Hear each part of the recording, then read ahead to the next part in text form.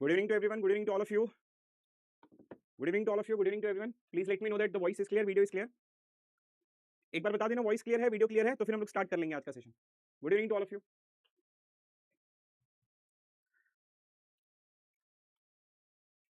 Good evening everyone. Good evening.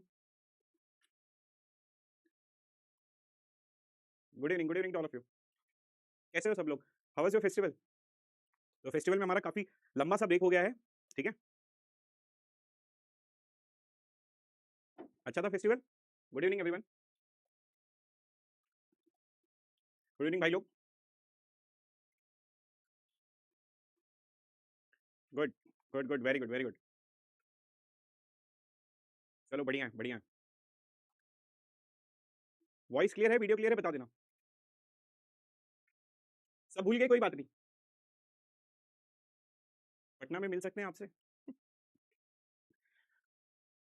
पहले rank लेके आओ, फिर मिलेंगे हम लोग.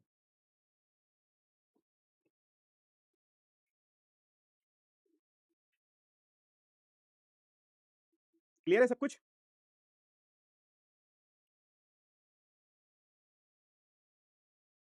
नमस्कार भाई लोग, नमस्कार.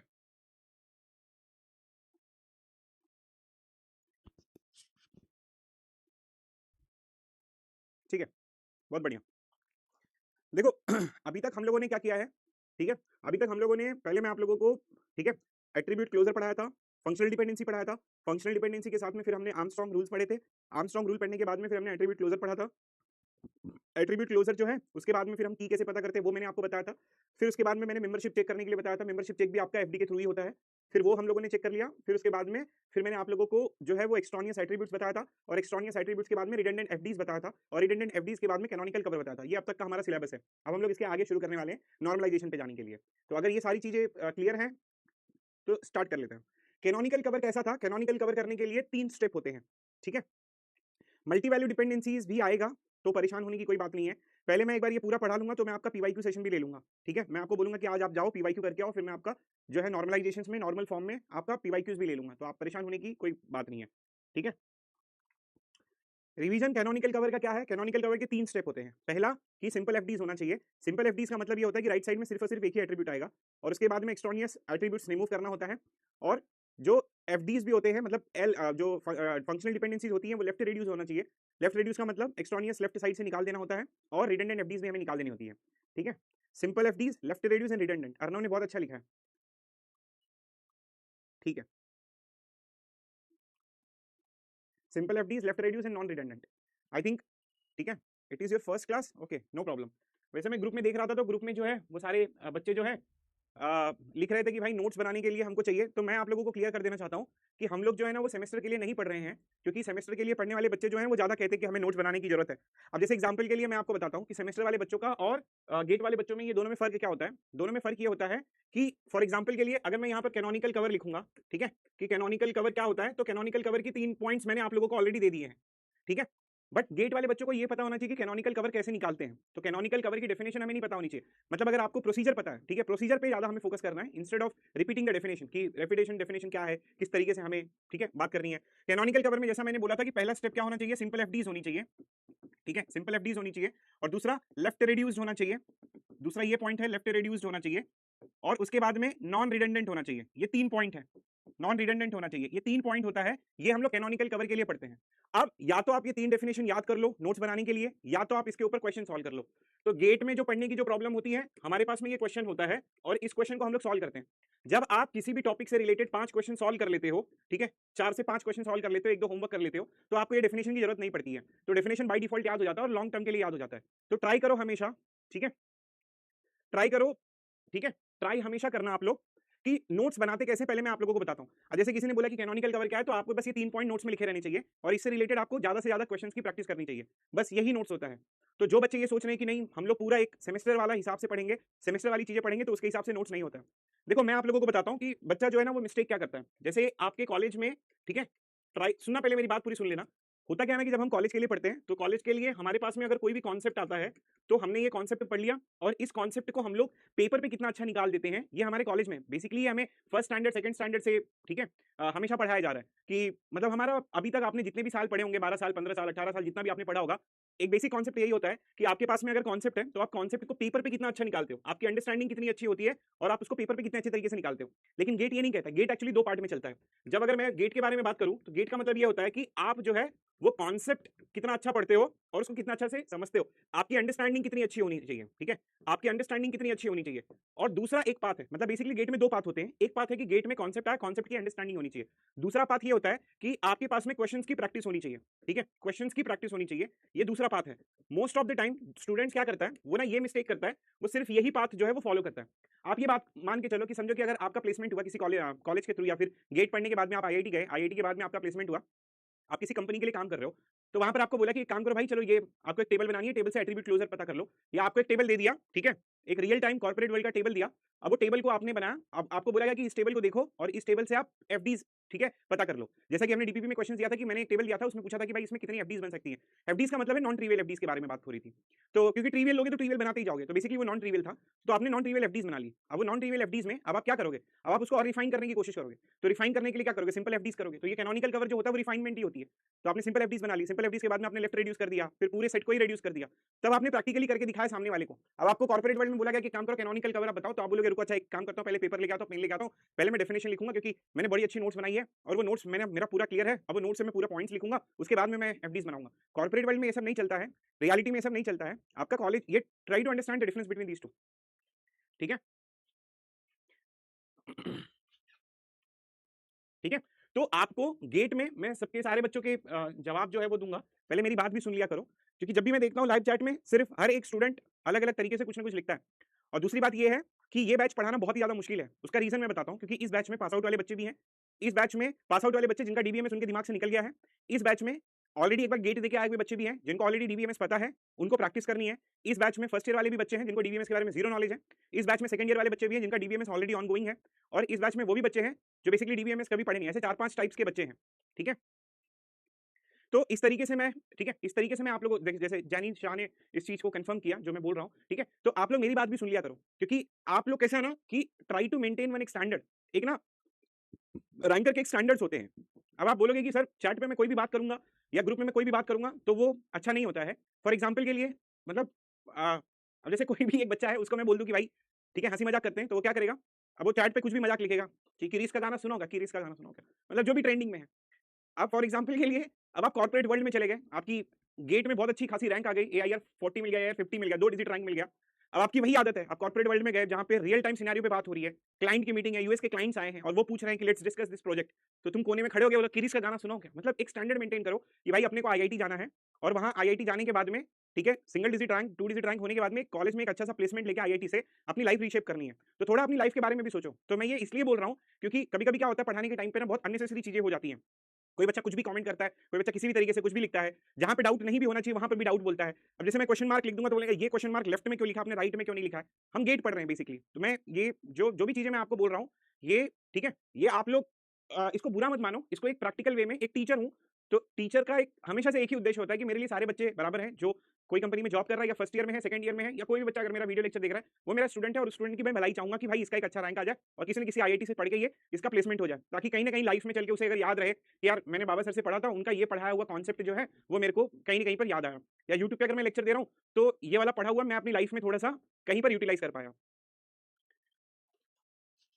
ठीक है। तो आप समझ रहे मेरी बात, मैं आपको क्या कहना चाहता हूँ।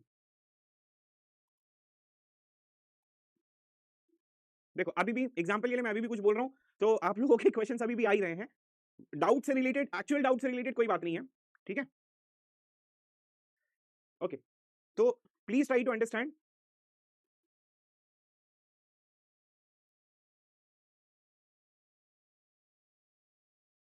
रैंकर्स क्लब के बारे में बताऊंगा मैं, एक्चुअल आपको गेट पढ़ना भी सिखाऊंगा, ठीक है। तो जो भी बच्चे, जिन भी बच्चों को लगता है, क्योंकि ये बोलना बहुत जरूरी है, ठीक है, प्लीज ट्राई टू अंडरस्टैंड, ये बोलना आप लोगों के लिए बहुत जरूरी है।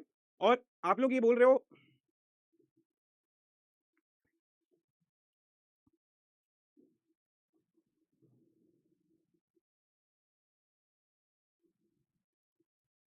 ठीक है, और मैं आप लोगों को एक बहुत ही सिंपल सी बात बता देता हूं, ठीक है, सिंपल सी मैं एक बात बताता हूं कि अगर सिर्फ और सिर्फ आप पढ़ने के उद्देश्य से आए हो तो मैं आप लोगों को पूरा कंटेंट मिलेगा, ना तो आप लोगों को कोई भी दिक्कत होगी रिवीजन करने में, ना तो आपको कोई भी दिक्कत होगी कोई भी क्वेश्चंस करने में, ना तो आपको नोट्स बनाने में। लेकिन अगर आपका उद्देश्य मजा करना है तो प्लीज मुझे चैट पे बता दो कि सर हम मजा करने के उद्देश्य से आए हैं, तो फिर मैं भी मजा करूंगा।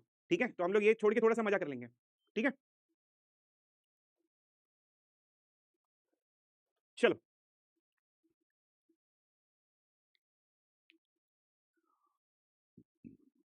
नहीं, जरूरी नहीं है कि रैंकर्स हमेशा रैंकर्स क्लब में ही हो, ऐसा जरूरी नहीं है, लेकिन रैंकर्स रैंकर्स क्लब से ही आते हैं।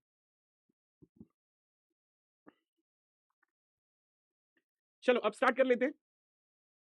नहीं, रिकॉर्डेड लेक्चर्स खराब क्वालिटी में नहीं आते हैं। जो भी बच्चे रिकॉर्डेड लेक्चर्स देख रहे हैं वो बोल रहे हैं कि सर, एक बच्चे ने बोला था मुझे कि सर मेरे को समझ में आ रहा है खिचड़ी हो रहा है। खिचड़ी जैसा कुछ नहीं हो रहा है, अगर आप सीक्वेंस फॉलो करोगे तो सीक्वेंस बड़े इजीली आ जाएंगे।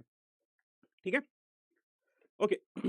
अब चलो, आज का हम लोग टॉपिक स्टार्ट करते हैं बेसिकली कि हम लोग जो है ये एफडीज क्यों पढ़ रहे हैं, हमने फंक्शनल डिपेंडेंसीज क्यों पढ़ी, हमने एट्रीब्यूट क्लोजर क्यों पता किया, और हम लोगों ने ये कैनोनिकल कवर क्यों पता किया। मतलब अब तक जितने भी हमारे लेक्चर्स हुए हैं वो सारे, अब कोई भी कमेंट नहीं करेगा, सिर्फ पढ़ाई के ऊपर ध्यान दो।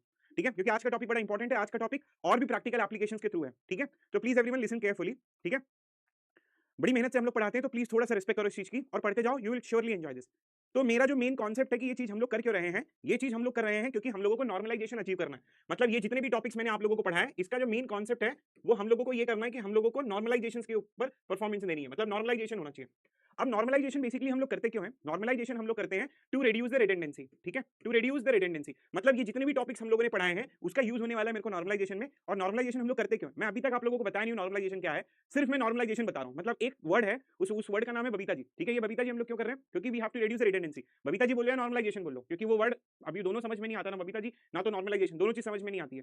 तो अब नॉर्मलाइजेशन जैसा एक वर्ड आया है। ठीक है सर, हम आपके ऊपर भरोसा है कि आप बताओगे नॉर्मलाइजेशन आगे चल के क्या होता है। ठीक है, मैं अभी तक आपको नॉर्मलाइजेशन नहीं बताऊं, तो अभी कोई बच्चा ये डाउट में बोलना कि सर नॉर्मलाइजेशन होता क्या है, मेरे को भी नहीं पता है, आपको भी नहीं पता, किसी को नहीं पता, जो भी अभी इस बैच में पढ़ रहा है किसी को नहीं पता है। हाँ, बट ये पता है कि नॉर्मलाइजेशन हमको आगे पढ़ना है और इसका यूज क्या होता है। इसका यूज होता है टू रिड्यूस रिडंडेंसी। ठीक है, टू रिड्यूस रिडंडेंसी। अब रिडंडेंसी का मतलब क्या होता है? रिडंडेंसी का मतलब होता है कि same data is written over several places. मतलब अगर एक ही डेटा एक जगह से ज्यादा बार बार लिखा जाए तो उसको हम लोग रिडंडेंसी कहते हैं। ठीक है, same data which is present at, okay, redundancy का मतलब क्या होता है? Same data is present at more than one place, more than one place, more than one place. ठीक है, तो हम लोग नॉर्मलाइजेशन किस लिए करते हैं? To reduce redundancy. रिडंडेंसी का मतलब क्या होता है कि एक ही डेटा एक जगह से ज्यादा बार प्रेजेंट होता है तो उसको हम लोग रिडंडेंट डेटा कहते हैं। और डीबीएमएस में हमेशा ये चीज होती है कि आपको रिडंडेंसी क्या करनी है? कम करके रखनी है। और दूसरा एक और पॉइंट आता है कि नॉर्मलाइजेशन हम लोग क्यों यूज करते हैं। अगर आप लोग ध्यान से सुनोगे, 1% अभी डाउट नहीं आने दूंगा मैं। ठीक है, मैं फिर से बताता हूं। मैंने आप लोगों को यहाँ पर एट्रीब्यूट क्लोजर पढ़ाया, फिर मैंने आप लोगों को की पढ़ाया। हालांकि ये तो गेट में आते हैं इसलिए भी हम लोग पढ़ रहे हैं, लेकिन अगर मैं प्रैक्टिकल एप्लीकेशंस के बारे में बात करूं तो मैंने आपको एट्रीब्यूट क्लोजर पढ़ाया, फिर मैंने आप लोगों को कीज के बारे में बताया, फिर मैंने आप लोगों को की कैसे फाइंड आउट करते हैं क्लोजर के हिसाब से, फिर फंक्शनल डिपेंडेंसीज बताया, फिर आर्मस्ट्रांग एक्सियम्स बताया, फिर लेफ्ट रेड्यूस बताया, एक्सट्रानियस एट्रीब्यूट्स बताया, कैनोनिकल कवर बताया। ये सारी चीजें मैंने बताया। क्यों बताया? क्योंकि हमको नॉर्मलाइजेशन में ये चीज यूज होने वाली है। अब नॉर्मलाइजेशन मैंने अभी तक नहीं पढ़ाया है, नॉर्मलाइजेशन कल स्टार्ट करेंगे। तो अभी मैं क्या बता रहा हूं, नॉर्मलाइजेशन हम लोग क्यों करते हैं? To reduce the redundancy. एक पॉइंट ये है। अब रिडंडेंसी का मतलब क्या होता है? रिडंडेंसी का मतलब होता है कि same data is present at more than one place. अगर एक ही डेटा एक बार बार लिखा जाए तो उसको हम लोग रिडंडेंट डेटा कहते हैं, या उस प्रोसेस को रिडंडेंसी कहते हैं। दूसरा इसमें ये होता है, नॉर्मलाइजेशन का यूज किया जाता है टू रिड्यूस द एनोमलीज। ठीक है, टू रिड्यूस द एनोमलीज। अब इसका मतलब क्या होता है? To reduce the anomalies. Anomalies का मतलब क्या होता है? समस्या। अब बहुत अलग अलग तरीके की समस्या होती है। ठीक है, एनोमलीज का मतलब क्या होता है? समस्या। अब आप बोलोगे कि एनोमलीज इतने से स्पेस में एक्सप्लेन कर दूं तो पॉसिबल नहीं है। आज का हमारा टॉपिक ही वही है कि हम एनोमलीज को समझेंगे। ठीक है, तो अभी आपसे किसी ने पूछा कि हम लोग ये लेक्चर, बाबा सर का लेक्चर क्यों पढ़ रहे हैं, तो आपको बोलना है क्योंकि हम लोग नॉर्मलाइजेशन पढ़ रहे हैं। अब ये नॉर्मलाइजेशन किस लिए यूज होता है? इसका बेसिक दो मोटिव होता है, और भी मोटिव्स होते हैं, बट उसका बेसिक दो मोटिव होता है कि हमको रिडंडेंसी रिड्यूस करनी होती है, और दूसरा मोटिव होता है कि we have to reduce the anomalies. Anomalies का मतलब क्या होता है? समस्या। अब ये समस्या कैसे हो सकती है? तो आज का टॉपिक हम लोग एनोमलीज के बारे में बात करेंगे, इसका हम लोग डिस्कशन करेंगे, और रिडंडेंसी को कम कैसे करते हैं इसके बारे में। तो ये दो टॉपिक आज हम लोग डिस्कस करेंगे। खिचड़ी बिल्कुल नहीं हो रही है, पूरा कंसंट्रेशन से हर एक स्टेप बता रहा हूं मैं आप लोगों को। ठीक है, नॉर्मलाइजेशन कल पढ़ेंगे कि नॉर्मलाइजेशन होता क्या है, लेकिन ये हमारा कल का टॉपिक है। आज का टॉपिक ये है कि नॉर्मलाइजेशन यूज क्यों करते हैं, रिडंडेंसी को कम करने के लिए और एनोमलीज को खत्म करने के लिए। एनोमलीज होती क्या है ये मैं भी आगे एक्सप्लेन करूंगा, बट सबसे पहले रिडंडेंट डेटा के एग्जांपल्स देख लेते हैं। अब जैसे हमारे पास में, अब सीधी सी बात है कि इसको समझने के लिए मुझे टेबल की जरूरत पड़ेगी, तो मैंने यहाँ पर एक टेबल लेके आया। लेट्स कंसीडर कि एक टेबल है, ये एक पूरा टेबल है जहां पर स्टूडेंट आईडी लिखा है 101 101 102 103।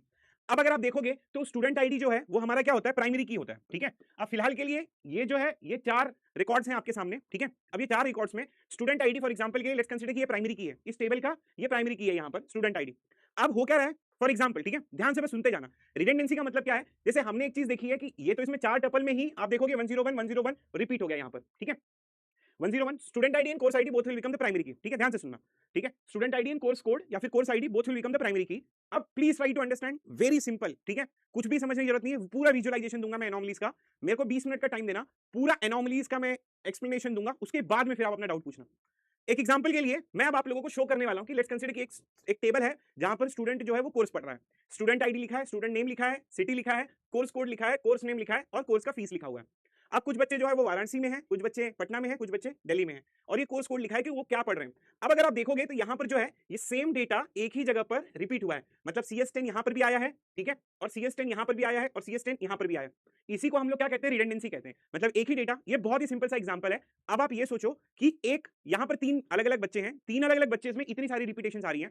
अब समझो कि अगर TCS का अगर डेटा होगा, या अगर मैं फिजिक्स वाला के बारे में बात करूं तो फिजिक्स वाले का अगर डेटा है और नॉन रिडंडेंट अगर टेबल बना हुआ है, तो उस टेबल में कितनी रिपीटेशन आ जाएंगी। मतलब अगर जेई वाले बच्चों की, नीट वाले बच्चों के बारे में बात करूं, और नीट वाले बच्चे हैं, जेई वाले बच्चे हैं, गेट वाले बच्चे हैं, बैंक एग्जामिनेशन वाले बच्चे हैं, सारे बच्चों का अगर मैं डेटा लिखूं, मतलब रिडंडेंट डेटा लिख दूं, तो उसमें कितनी रिपीटेशन आएंगी। एक छोटा सा ये एक स्नैपशॉट है, यहाँ पर रिपीटेशन आया है CS10 CS10 CS10। या दूसरा एग्जांपल रिडंडेंसी, डीबीएमएस डीबीएमएस और डीबीएमएस, यहाँ पर ये रिडंडेंसी, इसे क्या कहा जाता है, ये एक छोटा सा एग्जांपल है। अब आप समझ सकते हो इसको लार्ज स्केल में अगर आप बोलोगे, अगर फिजिक्स वाला की डेटाबेस में बात करो तो एक टेबल बनाए, उसमें कितनी रिपीटेशन आएंगी। अगर आप नॉर्मलाइजेशन नहीं यूज करोगे और पूरी चीजों को एक ही टेबल में अगर आप कंसीडर करोगे, तो पूरी चीजों में एक ही टेबल में इतनी रिडंडेंसी आ जाएगी कि आप उसका हिसाब नहीं है। ठीक है, ये तो छोटा सा एग्जांपल है, लेकिन बड़े कॉर्पोरेट वर्ल्ड में या फिर बड़ी कंपनीज में या फिर ऐसे जगह पर जहां पे स्टूडेंट्स के डेटा मिलियंस में है, फिजिक्स वाला की अगर मैं बात करूं तो आपको मिलियंस ऑफ रिडंडेंट डेटा मिलेगा। तो नॉर्मलाइजेशन, अब आप बोलोगे कि सर ये तो 4 लाइन की चीज लिखी हुई है, इसमें हम क्यों पढ़ रहे हैं नॉर्मलाइजेशन। मैं भी सही बोलूंगा, आप भी सही बोलोगे कि ये तो मैनेजेबल है, ये तो very small amount of data है। स्मॉल अमाउंट मतलब अगर ये 4 लाइन वाला लिखा है, तो जब भी मैं टेबल लिख रहा हूं तो इसका मतलब आप समझो कि जो टेबल जो डेटा है वो बहुत ही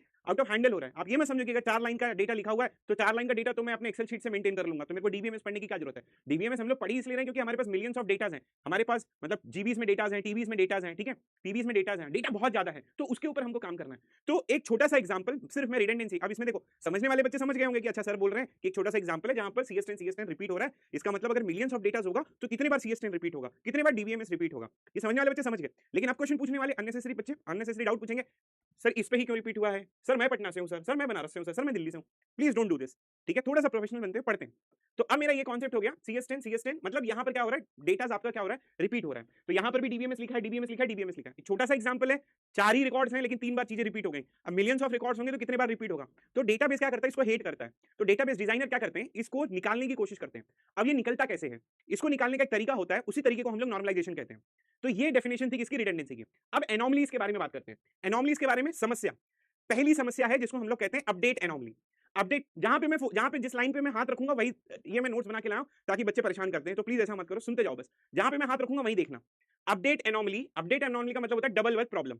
मैं आपको एक सिनारियो दे रहा हूं, बड़ी मेहनत से बनाया हूं भाई, ठीक है, फेस्टिवल का टाइम था, ठीक है, किसी से नहीं बनाया, मैंने खुद ने बनाया, तो प्लीज थोड़ा सा फोकस करो। अपडेट एनोमली क्या कहता है, for example college decided to increase the DBMS course fee from 4000 to 4500। College ने क्या किया, डीबीएमएस की फीस जो है वो 4000 से 4500 बढ़ा दिया। सतीश सर बहुत अच्छा पढ़ा रहे हैं तो कॉलेज ने फीस बढ़ा दी, जोक सपाट, ठीक है, कम करेंगे, मैं कम करवाऊंगा, ठीक है, फ्रॉम 4000 टू 4500। अब प्रॉब्लम क्या आ रही है, DBMS appears in 3 different rows, क्योंकि रिडंडेंसी की वजह से you have to find and change the fee for Aditya, Anjali and Vikram individually. ठीक है, ये अभी रिडंडेंट वाला डेटा है, इसमें एक एनोमलीज आ रही है, अपडेट एनोमलीज। अपडेट एनोमलीज क्या कहता है कि अगर डीबीएमएस की कोर्स बढ़ गई है 4000 से 4500, और आपने सिर्फ, मेरी बातों पे फोकस करो, यहां पर मत देखो, मेरी बातों पे फोकस करो। डीबीएमएस की समझो फीस बढ़ गई है 4000 से 4500, और आपने सिर्फ ये 2 को ही अपडेट किया, तीसरे वाले को इसको अपडेट नहीं किया। ठीक है, फॉर एग्जांपल कैसे किया नहीं किया वो बात की बात है, वो सिनेरियो है, वो हम लोग एसक्यूएल क्वेरीज में पढ़ेंगे और भी टॉपिक्स में पढ़ेंगे। मान लो ऐसा होता है, ठीक है, ऐसा टेबल है, मान लो ऐसा होता है, एक समस्या, अपडेट एनोमलीज के बारे में बात कर रहा हूं। तो रिस्क क्या होता है, if you update the fee for Aditya and Anjali but miss Vikram's row, the database will show you 2 different fees for the exact same DBMS course. कहने का मतलब है, यहां पे मैंने हिंदी में भी लिखा था, पता नहीं दिख रहा ही नहीं, एक ही कॉलेज में एक ही टीचर से डीबीएमएस पढ़ने की 2 अलग अलग फीस कैसे हो सकती है। इसको हम लोग क्या कहते हैं, अपडेट एनोमलीज। अपडेट एनोमलीज का प्रॉब्लम होता है ये।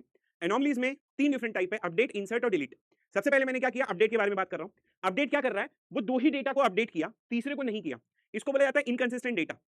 ठीक है, इनकंसिस्टेंट, कंसिस्टेंसी का मतलब सब कुछ राइट होना, इनकंसिस्टेंसी का मतलब होता है कि सब कुछ राइट नहीं होना। अब इनको मैंने 2 डेटा को 4500 कर दिया, ये वाला छूट गया, तो यहां पर एक ही कॉलेज में एक ही कोर्सेज के 2 अलग अलग फीस हो रहे हैं, तो इसको हम लोग क्या कहते हैं, अपडेट एनोमलीज। आ समझ में, is it clear.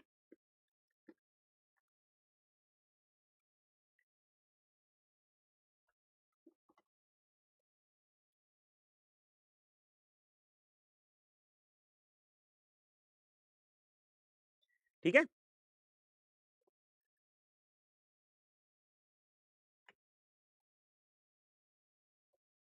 Is it clear? ठीक है, बहुत ही सिंपल तरीके से मैं बता रहा हूं, इसको हम लोग क्या कहते हैं, अपडेट एनोमलीज कहते हैं। ठीक है, अब मैं आप लोगों को दूसरा एनोमलीज, अब एग्जांपल के लिए कॉलेज में,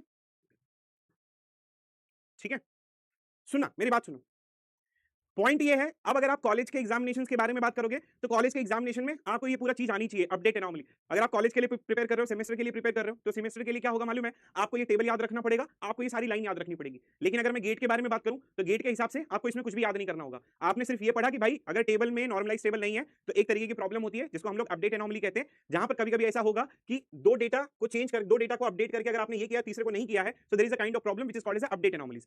ठीक है, सिंपल सा कॉन्सेप्ट है, मैंने यहां पर लिखा भी है कि if you update the fee for Aditya and Anjali but miss Vikram's row, then the data will show you two different fees for the exact same DBMS course। बहुत ही सिंपल सा है। सेमेस्टर वाले जो बच्चे करेंगे हमें नोट्स बनानी है, भाई ये पूरे इस पीपीटी का कोई नोट्स नहीं बनाना है, this is just for visualisation to understand. ठीक है, this is just for visualisation to understand the update anomaly. तो सेमेस्टर के हिसाब से पढ़ रहे हो तो भाई ये पीपीटी आप लोग लेके जाओ, अपने कॉलेज में लिखो, आपके फैकल्टी जो साइन करेंगे they will give you marks on this. But get के हिसाब से अगर आप प्रिपेयर कर रहे हो तो यू शुड नो कि there is one anomaly which is called as update anomaly and then example is this, that's it, बस इतना याद रखना है।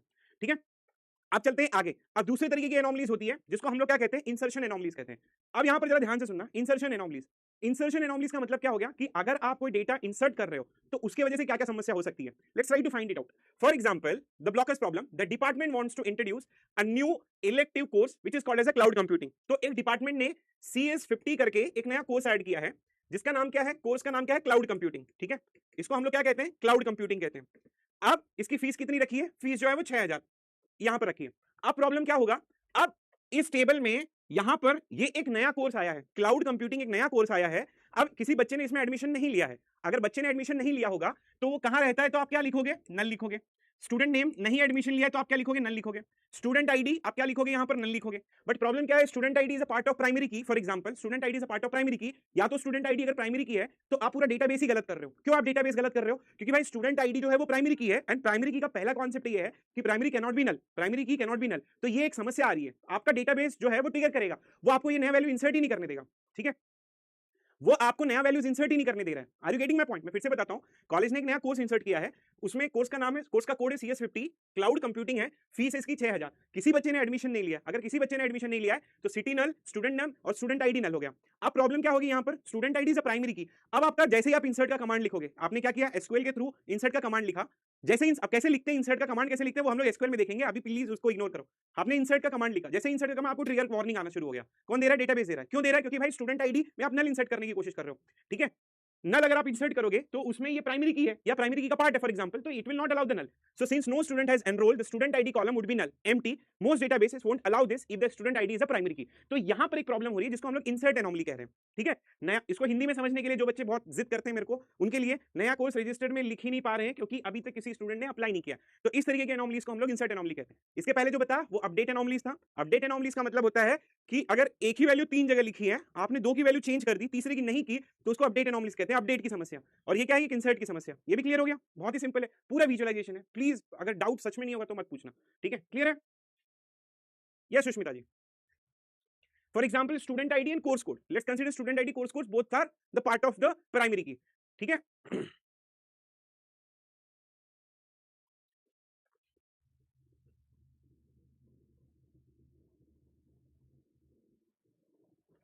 ठीक है, चलो अब मैं आपको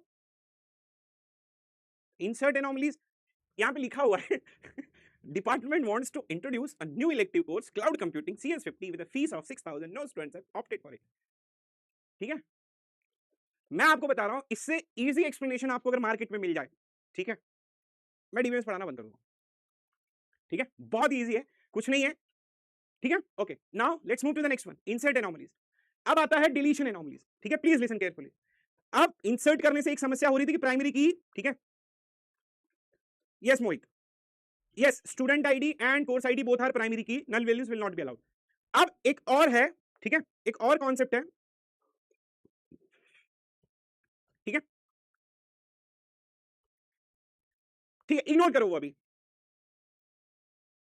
अरे अब ये नल के ऊपर। फॉर एग्जाम्पल स्टूडेंट आईडी नल है, बस ये मान के चलो एक समझने के लिए। ठीक है, अब मैं इसमें डिटेल में नहीं जाना चाहता हूं, there are some kinds of problems related to this. अब मैं अगर आप लोगों को यहां बोलूं प्राइमरी की में नल नहीं आता, वही तो प्रॉब्लम है, ठीक है। अब चलो तीसरे तरीके की प्रॉब्लम होती है जिसको हम लोग डिलीशन एनोमलीज कहते हैं। डिलीशन एनोमलीज क्या है? The accidental loss problem. Now everyone please try to understand. Aditya 101 was the only student enrolled in DM. Aditya एक बच्चा है जो डीएम पढ़ रहा है, he decided to drop the course, ठीक है, उसने कोर्स को ड्रॉप किया। मैं इसको डिलीट कर रहा हूं, ये स्टूडेंट्स को। अब अगर मैंने इसको डिलीट कर दिया फॉर एग्जांपल के लिए, तो मैंने किसका रिकॉर्ड डिलीट किया? मैंने आदित्य का रिकॉर्ड डिलीट किया। जब मैं आदित्य का रिकॉर्ड डिलीट कर रहा हूं तो डीएम से रिलेटेड मतलब डिस्क्रीट मैथ से रिलेटेड वो एक ही रिकॉर्ड मेंटेन होता था। मतलब डिस्क्रीट मैथ्स की कितनी फीस होती है? 3,500। डिस्क्रीट मैथमेटिक्स का कोर्स आईडी क्या है? MA20। मेरे को डिलीट करना था आदित्य वाला पॉइंट। अब अगर मेरे को डिलीट करना है आदित्य वाला पॉइंट, तो उसके चक्कर में क्या कर रहा हूं मैं? यहां से डिलीट कर रहा हूं, ठीक है, मैं यहां से क्या कर रहा हूं? डिलीट कर रहा हूं। अब मैं अगर आदित्य की इंफॉर्मेशन डिलीट कर रहा हूं तो उसके साथ साथ में उससे, क्योंकि आदित्य सिर्फ एक ही बच्चा था जो डीएम पढ़ रहा था, मैं आदित्य का अगर रिकॉर्ड डिलीट कर रहा हूं तो उसके साथ में डीएम की जितनी भी इंफॉर्मेशन है वो सारी डिलीट हो जा रही है। तो इसको हम लोग डिलीशन एनोमलीज कह रहे हैं, ठीक है, clear? For example, Aditya 10 was the only student enrolled in DM, discrete maths. He decided to drop the course. The risk क्या है? Along with Aditya names, the information about the DM course, its code and its fees is wiped out from the system. मतलब discrete maths के related पूरी course की information delete हो जाएगी, ठीक है, समझ गया? उसके बाद में आदित्य ने कोर्स छोड़ा तो ठीक है, पर क्या हमारे कॉलेज से डीएम कोर्स ही चले जाएगा? खत्म हो गया। ये प्रॉब्लम मैं हिंदी में भी लिख के लाया हूं आज आप लोगों को समझाने के लिए, ठीक है। तो ये किसकी प्रॉब्लम हो गई? ये आपकी प्रॉब्लम हो गई, डिलीशन की प्रॉब्लम हो गई। Is it clear? बफरिंग नहीं हो रही है दोस्त, बहुत ही क्लियर है, बफरिंग नहीं हो रही है, प्लीज रिफ्रेश कर लो। तो there are 3 different types of anomalies. First anomalies update anomalies, फिर deletion anomalies and insertion anomalies,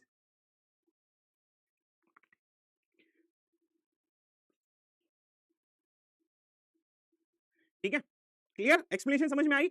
ये प्लीज, ये अभी के लिए ये प्राइमरी की वाला कॉन्सेप्ट प्लीज इग्नोर करो, ठीक है, प्लीज इग्नोर करो। लेट्स मान के चलो कि एक ऐसा टेबल है जहां पर वो नल वैल्यूज नहीं अलाउ कर रहा है। प्राइमरी कीज में वो कंपोजिट प्राइमरी की और बाकी का वो सब बाद में हम लोग बात करेंगे, ठीक है, ओके, ठीक है। तो ये चीज समझ में आ गई आप लोगों को? अच्छा, अब अगर ये चीज आपको समझ में आ गई, बफरिंग हो रहा है, बफरिंग हो रहा है क्या? ओके, चलो, ओके, अब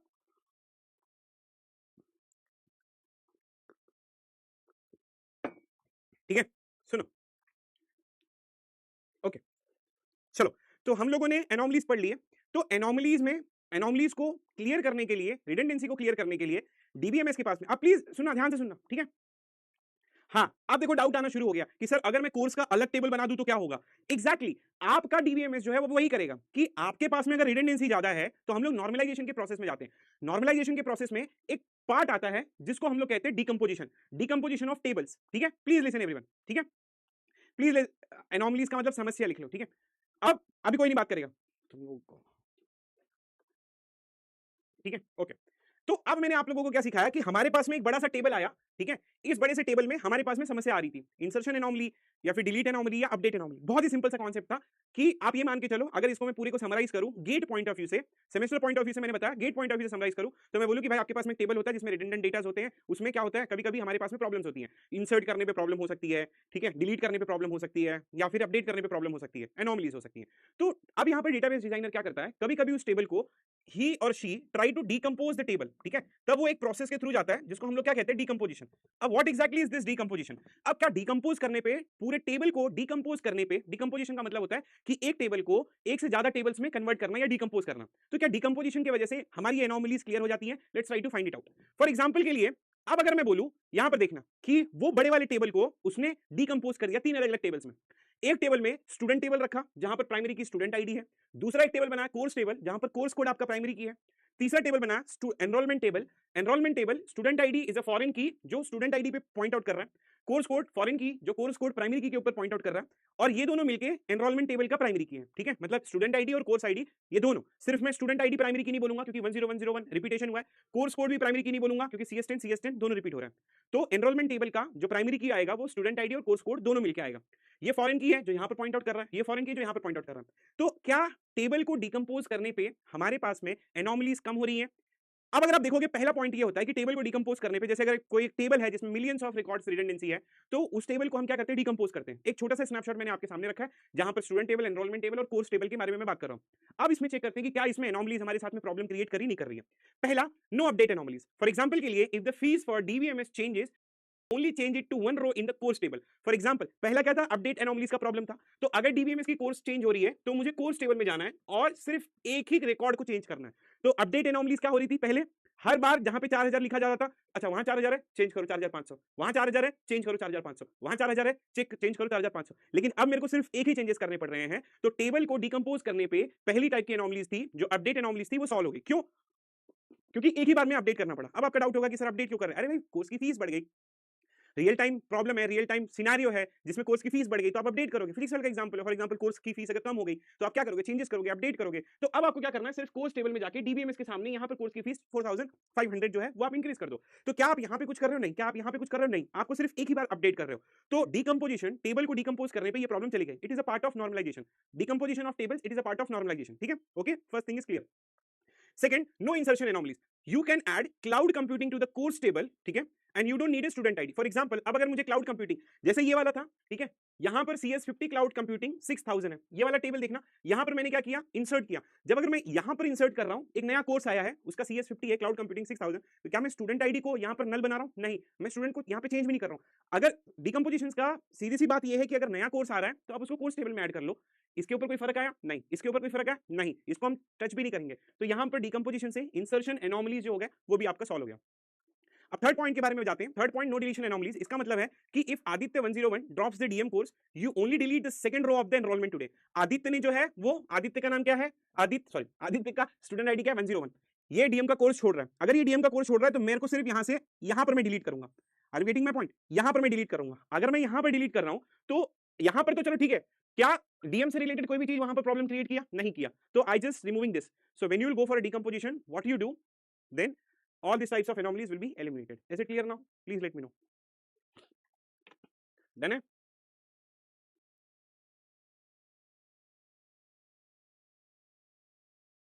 अरे डिकम्पोजिशन का मतलब क्या होता है?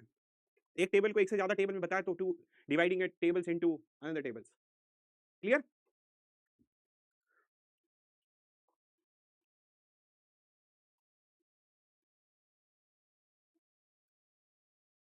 ठीक है, कोई प्रॉब्लम नहीं है ना किसी को?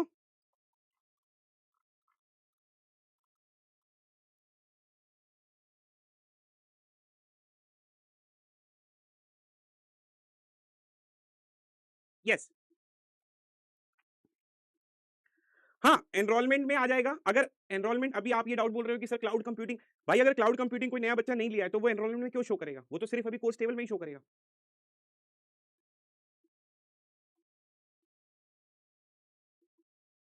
ठीक है, क्लियर?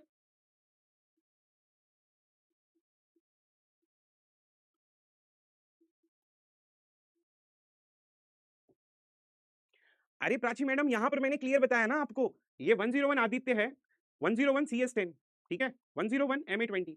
अब आदित्य जो है वो डीएम का कोर्स छोड़ रहा है, तो अगर वो डीएम का कोर्स छोड़ेगा तो मैं यही डिलीट करूंगा ना। आदित्य ने डीबीएमएस का कोर्स नहीं छोड़ा है।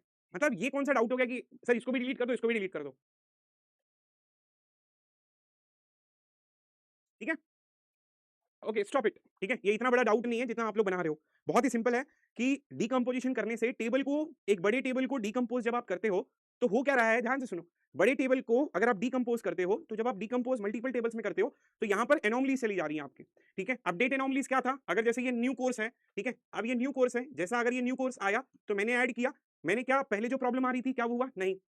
तो नो अपडेट एनोमलीज। सॉरी, 4000 से 4500 अगर मैं बढ़ाया तो क्या पहले जो हर एक जगह पर रिपीट करना पड़ता था क्या वो रिपीट किया? नहीं, वो प्रॉब्लम नहीं आ रही है। इंसर्शन एनोमलीज, न्यू कोर्स अगर मैं इंसर्ट कर रहा हूं तो क्या मेरा प्राइमरी की नल बन रहा है? नहीं बन रहा, कोई प्रॉब्लम नहीं। डिलीशन एनोमलीज, अगर कोई बच्चा कोर्स छोड़ के भी जाता है तो कोर्स से रिलेटेड जितनी भी इंफॉर्मेशन है वो प्रिजर्व हो रही है, पहले कोर्स की भी इंफॉर्मेशन डिलीट हो रही थी। So this is the whole thing.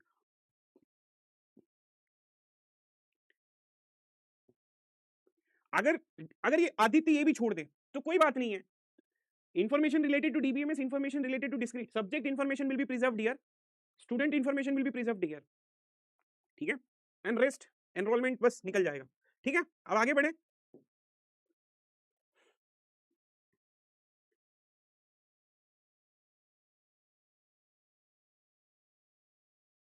Yes sir, इतना सब यहाँ पे क्या लिख रहा है भाई?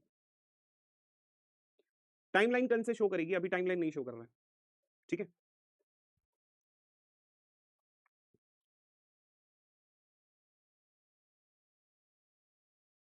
डन भाई। अभी तक तो मैंने गेट भी शुरू नहीं किया यार, ये आप लोग यहाँ पे उलझा के रखे होंगे ना मुझे। ठीक है, इजी कॉन्सेप्ट है।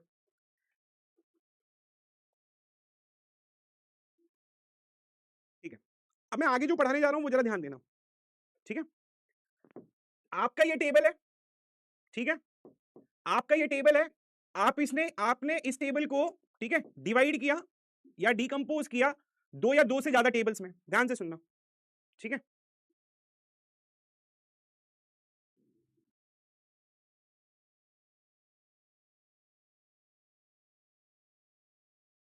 ओके, चलो अब मैं प्लीज,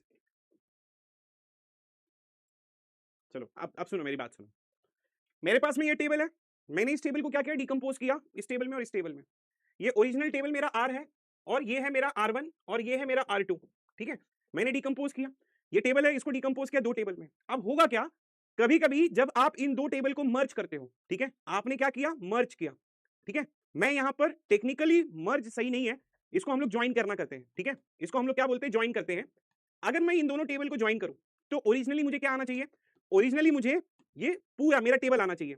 अब डीबीएमएस में R1 ज्वाइन, ठीक है, R2 मुझे क्या मिलना चाहिए, R मिलना चाहिए।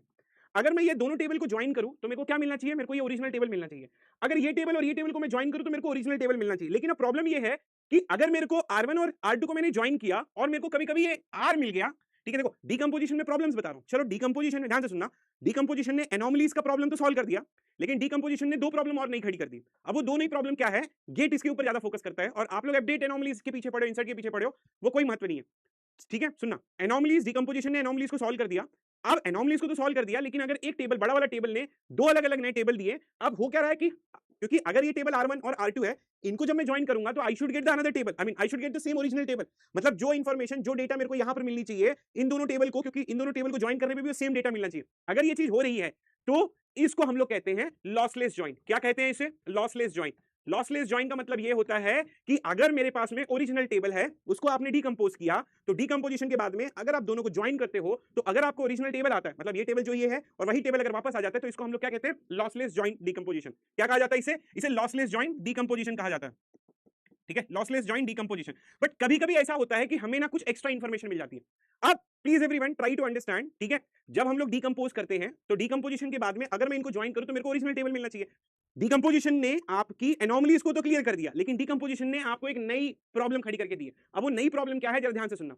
कभी कभी क्या होता है, अब मैं प्रॉब्लम के बारे में डिस्कस कर रहा हूं।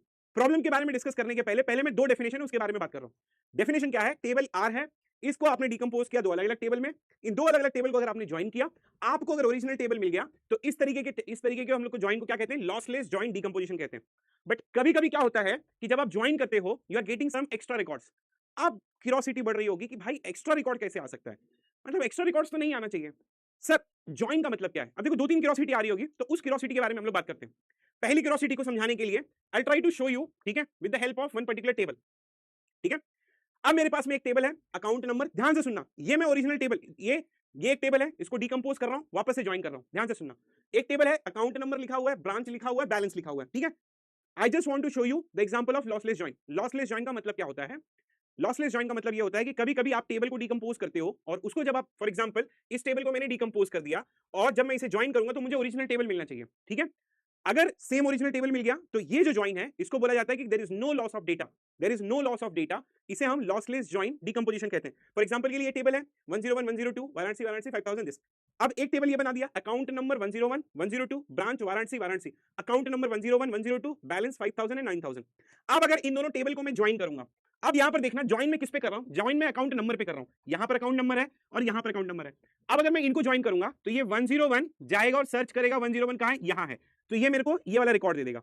फिर 101 सर्च करेगा, कहीं और 101 है, नहीं, ये मर्ज कर रहा है। जब आप मर्ज करोगे, ठीक है, बेसिक मैथमेटिक्स है, इसमें ना दिमाग नहीं लगाना है। तो जो लोग बोलेंगे कि ज्वाइन नहीं आता है, there are various types of join जो हम लोग पढ़ेंगे आगे चल के, equi join, natural join, theta join, मैं अभी वो नहीं बता रहा। मैं अभी 4 साल के बच्चे को बोल रहा हूँ इसको मिला दे भाई, मिलाना बोल रहा हूँ। बोलेगा अच्छा मिलाना है मेरे को, कैसे मिलाना है, तो वो बोलेगा 1001 है, 1001 है, अच्छा मिल गया, तो you will get 1 and this is identical to original values record 102 और 102, अब ये दोनों को मिला दे, अच्छा ये आ गया ओरिजिनल। तो इस टाइप के डिकम्पोजिशन को हम लोग क्या कहते हैं, लॉसलेस जॉइंट डिकम्पोजिशन कहते हैं।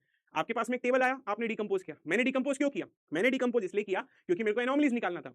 सर मेरे को समझ में आ गया आप डिकम्पोज क्यों कर रहे हो, क्यों कर रहा हूं मैं डिकम्पोज, सर आपको एनॉमलीज निकालना है। तो वापस ज्वाइन क्यों कर रहे हो, अरे भाई चेक कर रहा हूं कि वो जो मेरा डिकम्पोजिशन है वो सही है या नहीं है, वही तो चेक करना है मेरे को। आपने बोला कि चलो डिकम्पोज कर दो, मैंने बोला हाँ कर दो, क्यों करना है, अरे एनॉमलीज निकालना है। अगर एनॉमलीज निकालना है तो ज्वाइन क्यों कर रहे हो, ध्यान से सुनो, यहां पर कंफ्यूजन होगी, ठीक है। टेबल है, स्प्लिट कर दो, डिकम्पोज कर दो, क्यों करूं, अरे एनॉमलीज निकालनी है भाई, एनॉमलीज डिकम्पोज कर दिया, हाँ ठीक है एनॉमलीज निकल गई। अब ज्वाइन क्यों करना है, हम ज्वाइन एक्चुअली चेक करने के लिए करते हैं कि हमारा ओरिजिनल टेबल है या नहीं है। बट क्या कभी कभी एक्स्ट्रा चीजें मिलती हैं, उसको समझने के लिए पहले हम लोग एक बार डेफिनेशन पढ़ लेते हैं, ठीक है, ध्यान से सुनो। We decompose a relation to organize data properly so that redundancy and anomalies are removed while keeping the data correct, ठीक है। एक तरीके का डिकम्पोजिशन होता है जिसको हम लोग लॉसलेस डिकम्पोजिशन कहते हैं, lossless joint decomposition means that when a relation is decomposed into smaller tables we can join them back and get exactly the original relation without losing और creating an extra data. Simple meaning, no information is lost after the decomposition. मतलब ये हमें ये बताता है कि भाई decomposition होने के बाद में आपका डेटा कुछ भी लॉस नहीं हुआ है, आपका डेटा एज इट इज है। तो अगर डिकम्पोजिशन हुआ, ठीक है, तो हमारा डेटा सुरक्षित है या नहीं है, ये कौन ज्वाइन बताएगा। तो उस टाइप के ज्वाइन को हम लोग क्या कहते हैं, लॉसलेस डिकम्पोजिशन ज्वाइन या lossless joint decomposition. Clear. But कभी कभी क्या होता है, एक तरीके का होता है जिसको हम लोग लॉसी डिकम्पोजिशन कहते हैं, लॉसी ज्वाइंट डिकम्पोजिशन। इसका मतलब क्या होता है, इसका मतलब ये होता है कि कभी कभी आपका डेटा, सी लॉसी का मतलब ये नहीं होता है कि आपका डेटा लॉस हुआ है, आपको इनकरेक्ट डेटा मिल रहा है, इसका मतलब तो ये मत कंफ्यूजन है ना, लॉसी का मतलब डेटा लॉस हो गया, नहीं, डेटा एक्स्ट्रा जनरेट हो गया है। फॉर एग्जांपल के लिए means that when a decomposed tables are joined the result does not produce the original relation and may get generate extra incorrect tuples, और इन इनकरेक्ट टपल्स को हम लोग स्प्यूरियस टपल्स भी कहते हैं, ठीक है। अब इसको समझाने के लिए, लॉसी को समझाने के लिए मैं अब आगे चलता हूं, पहले ये क्लियर हुआ क्या, ठीक है, ठीक है, इतना क्लियर हुआ, मुझे बताओ फिर मैं आगे बढ़ता हूं।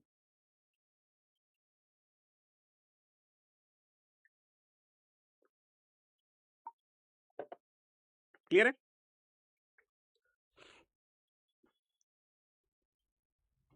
ठीक है, ठीक है। अब हम लोग आगे चलते हैं और बात करते हैं, जैसे एग्जांपल के लिए मेरे पास में एक टेबल है, ठीक है, अकाउंट नंबर ब्रांच बैलेंस, इसको मैंने डिवाइड किया दो टेबल्स में। अब क्यों डिवाइड कर रहा हूं, मैंने आपको बताया डिवाइड हम लोग, डिवाइड या डीकंपोजिशन हम लोग क्यों परफॉर्म कर रहे हैं, हम लोग डीकंपोजिशन इसलिए परफॉर्म करें क्योंकि हमारी एनॉमली चले जाए। लेकिन क्या ये डीकंपोजिशन जो आपने किया है, क्या ये सही किया है या गलत किया है। अगर आपने डीकंपोजिशन सही किया है, सही करने का मतलब होता है कि डेटा आपका सुरक्षित है, तो उसको हम लोग उस डीकंपोजिशन को लॉसलेस जॉइंट डीकंपोजिशन कहते हैं। अगर आपका डेटा सुरक्षित नहीं है या एक्स्ट्रा टपल्स आ रहा है, उसको हम लोग लॉसी कहते हैं। लॉसी का मतलब कुछ तो लॉस हुआ है, मतलब डेटा, ऐसा नहीं कि आपके रिकॉर्ड्स गायब हो चुके हैं, इसका मतलब ये नहीं होता, इसका मतलब कि डेटा इनकरेक्ट है, ठीक है। फॉर एग्जांपल के लिए एक टेबल है अकाउंट नंबर ब्रांच का, दूसरा टेबल है ब्रांच और बैलेंस का। जब आप इनको ज्वाइन कर रहे हो, ठीक है, मैं क्या लिख रहा हूं यहां पर, ज्वाइन लिख रहा हूं। अब जब आप इनको ज्वाइन कर रहे हो तो अब ये वाराणसी जाएगा, बोलेगा ए बाबू मैच हो गया, तो ये लिखेगा 1001 वाराणसी, 5000 करेक्ट, ए बाबू मैच हो गया। तो 1001 वाराणसी, वाराणसी एंड 9000, ये भी आपका ज्वाइन होके आएगा। फिर ठीक है, अब दूसरा 1002 वाराणसी, ये इस पे आएगा, सो 1002 वाराणसी एंड देन 5000। फिर उसके बाद में 1002 वाराणसी, क्योंकि जब आप अब यहां पर ब्रांच पे आप मर्ज कर रहे हो, ब्रांच पे अगर आप ज्वाइन कर रहे हो, तो सीधी सी बात है कि आप यहां पर ज्वाइन आपके किसके ऊपर है, ज्वाइन आपका नॉन की के ऊपर है। जब आपका ज्वाइन ही नॉन की के ऊपर है, तो अगर ये नॉन की होगा तो ये रिपीट होगा, अगर ये रिपीट होगा तो ये मर्ज करने के टाइम पे और भी रिपीटेड वैल्यूज देगी। ये दोनों में फर्क देखना, यहां पर और यहां पर जब आपकी ज्वाइनिंग है वो किसके ऊपर है, वो की के ऊपर है। सो this is the important point, मतलब अगर आपका डिकम्पोजिशन की के ऊपर हुआ, मर्जिंग की के ऊपर हुआ, तब आपको करेक्ट डेटा देगा। ये गेट का पॉइंट है, ठीक है। अब दूसरा, यहां पर इन दोनों को अगर हमने मर्ज किया, ठीक है, इन दोनों को मर्ज किया, तो वाराणसी वाराणसी ये, वाराणसी ये, ठीक है, वाराणसी ये वाला और ये वाला, तो ये जो चीजें आ रही हैं ये मेरे को एक्स्ट्रा स्प्यूरियस टपल बोला जाता है, जो फेक टपल बोला जाता है इसको। तो इसको हम लोग इस तरीके की डिकम्पोजिशन को हम लोग क्या कहते हैं, लॉसी जॉइंट, जहां पर हमको डेटा इनकरेक्ट आ रहा है। क्लियर हो गया ये। अब आज का टॉपिक यही है हमारा डिकम्पोजिशन का, ठीक है, आज का टॉपिक ही हमारा यही है कि हमारे अगर डिकम्पोजिशन में लॉसी है या लॉसलेस है, हमें कैसे पता चलेगा। एक बार 2 मिनट के लिए जस्ट पूरा रिवाइज कर लो जो मैंने बताया आपको, डाउट है तो पूछो, मेरे को बस 2 मिनट देना।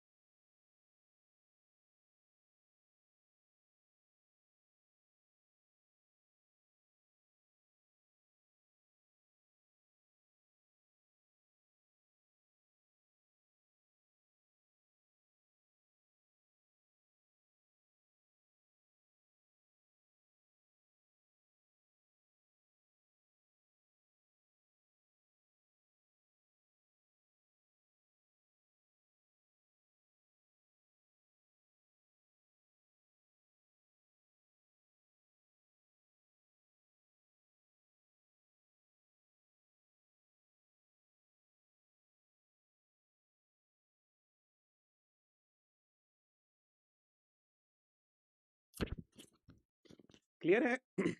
मतलब जब आप डिकम्पोज कर रहे हो तो आपको ओरिजिनल टेबल मिलना चाहिए।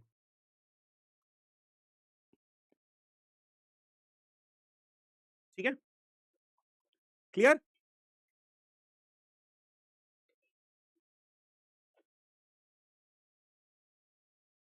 ओके, चलो अब कंटिन्यू करते हैं।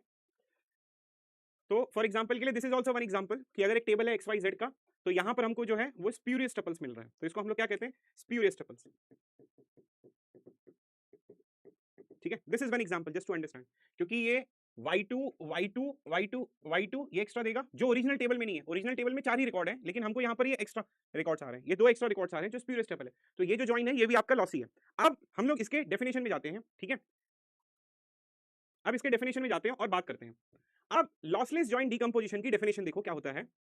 ठीक है, everyone please try to understand the definition of that. ठीक है, अब इसकी डेफिनेशन ये है कि अगर लॉसलेस जॉइन डिकम्पोजिशन में a relational schema R with FD set F is decompose into sub relations R1 and R2। अब जरा ये देखना यहां पर क्या प्रॉब्लम है।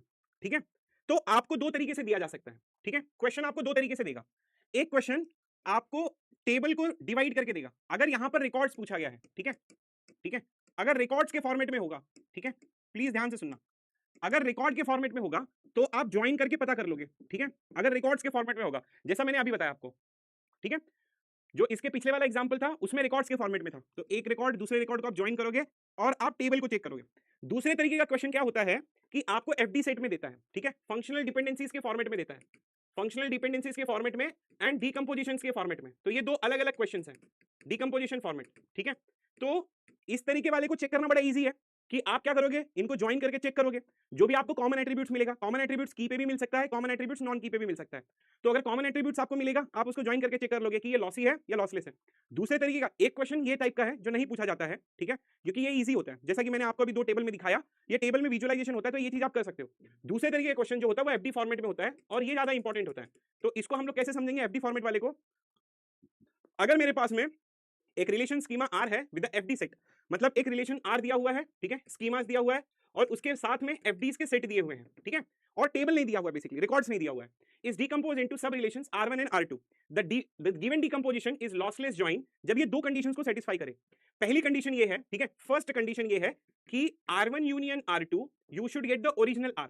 मतलब R1 एक सब रिलेशन है, R2 एक सब रिलेशन है, इन दोनों का यूनियन करने पे आपको R आना चाहिए। अगर ये चीज होती है तो अच्छा, इसमें एक ही कंडीशन नहीं है, there are two condition. Second condition क्या होगा? दूसरा, अगर मैं R1 इंटरसेक्शन R2 लूं, ठीक है, ध्यान से सुनना, अगर ये दोनों का इंटरसेक्शन लूं तो मेरे को क्या आना चाहिए? मेरे को की आना चाहिए, राइट? अगर दोनों का इंटरसेक्शन लूं मैं तो मेरे को क्या आना चाहिए? की आना चाहिए। अब वो की किसका हो सकता है? वो या तो वो की ऑफ R1 हो सकता है, की ऑफ R1 हो सकता है, और अगर R1 इंटरसेक्शन R2 में लूं तो वो की ऑफ R2 हो सकता है, की ऑफ R2 हो सकता है। अगर ये दोनों कंडीशन पे, यहां पर देखो, यहां पर एंड लिखा हुआ है, एंड मतलब ये भी कंडीशन चेक करनी है और इन दोनों में से कोई एक कंडीशन चेक करनी है। ठीक है, गॉट माय पॉइंट? अगर ये दोनों कंडीशन चेक करता है, ठीक है, मतलब first condition the union should be R and इनका इंटरसेक्शन या तो की ऑफ R1 आना चाहिए, इसका इंटरसेक्शन की ऑफ R1 होना चाहिए, इसका इंटरसेक्शन की ऑफ R2 होना चाहिए। Is it clear?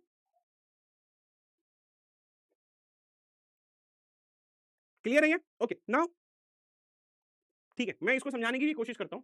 For example के लिए, जैसे आपने, आपके पास में एक टेबल है R, ठीक है, अब आपने क्या किया, R1 यहां पर है और R2 यहां पर है। जब आपने R1 इंटरसेक्शन R2 लिया तो या तो ये इसका की होना चाहिए इस टेबल का, या तो ये इसका की होना चाहिए। अगर ये चीज हो गई तो ही इसको हम लोग लॉसलेस जॉइंट डिकम्पोजिशन कहते हैं। It should be the key of R1 और it should be the key of R2। बहुत ही सिंपल सी डेफिनेशन है, अब इसको ही आगे हम लोग कंटिन्यू करने वाले हैं।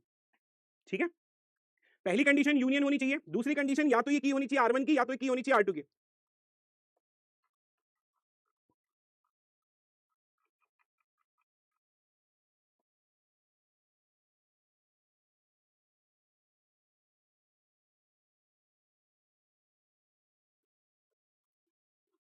ओके, चलो, बिना एग्जांपल के हमको नहीं आएगा, तो try to take one example. Okay, now everyone please try to see this. एक छोटा सा एग्जांपल है यहाँ पर, ठीक है, सब लोग जरा ध्यान से देख लो। आपके पास में एक क्वेश्चन दिया हुआ है, ठीक है, let's consider we are having one question. एक रिलेशन स्कीमा आर दिया हुआ है which is nothing but A, B और सी। ठीक है, उसके बाद में इससे रिलेटेड एफडीज दी हुई है, FDs is A implies B. ये क्वेश्चन में यूजुअली दिया होता है, दो डिकम्पोजिशन है, R1 जो है वो AB है और R2 जो है वो AC है। ठीक है, अब R1 और R2 का इंटरसेक्शन ले लो। ठीक है, what is the common attributes? R1 intersection R2, क्या मिल रहा है आपको? A मिल रहा है। अब ए की है या नहीं है कैसे चेक करना है? चेक ए इज अ की, चेक ए इज की. How we can find out A is a key? That means we have to find out the closure of A.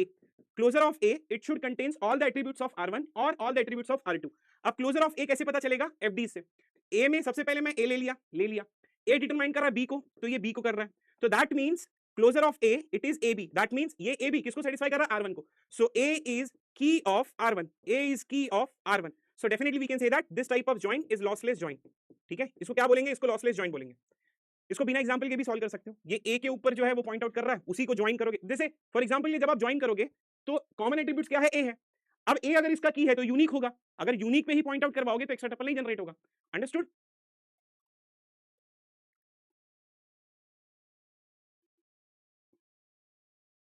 और की कैसे चेक करना है? की क्लोजर से पता चलेगा. डन? Understood everyone? देखो प्रोसीजर मैं वापस से बता देता हूं. ठीक है, मैं वापस उसी पॉइंट पे आऊंगा, लेकिन एक एब्स्ट्रैक्ट प्रोसीजर बता देता हूं. आपके पास में एक रिलेशन दिया हुआ है और एफडीज दी हुई है. आपने क्या किया? R1 में आपको दिया है, R2 में आपको दिया है. First condition that R1 union R2 should be R. ये पहली कंडीशन होनी चाहिए. दूसरी R1 इंटरसेक्शन R2. ठीक है, आपको कुछ एट्रीब्यूट आएगा, उस एट्रीब्यूट का क्लोजर पता कर लो, तो वो आपको बताएगा कि it should be either the key of R1, या तो ये कंडीशन होनी चाहिए, या R1 intersection R2 it should be the key of R2. और की हम कैसे पता करते हैं? कि हम attribute, how to find out key? By using attribute closure. ठीक है, ये अलग टॉपिक है कि how to find out key. That will be based on the attribute closure. अब इसका एग्जांपल मैंने आप लोगों के सामने लिया कि एक रिलेशन R है जिसमें 3 एट्रीब्यूट्स दिए हुए हैं, फंक्शनल डिपेंडेंसी दी है, 2 डिकम्पोजिशन किया है, ए बी और AC का. इनका अगर कॉमन एट्रीब्यूट्स निकालोगे तो R1 इंटरसेक्शन R2 में क्या आ गया? आपको A आ गया. अब A की है या नहीं है कैसे पता करोगे? तो how to check A is a key? Find out the closure of A. Closure of A contains AB.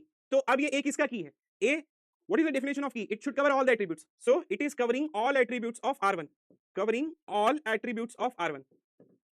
Attributes of R1.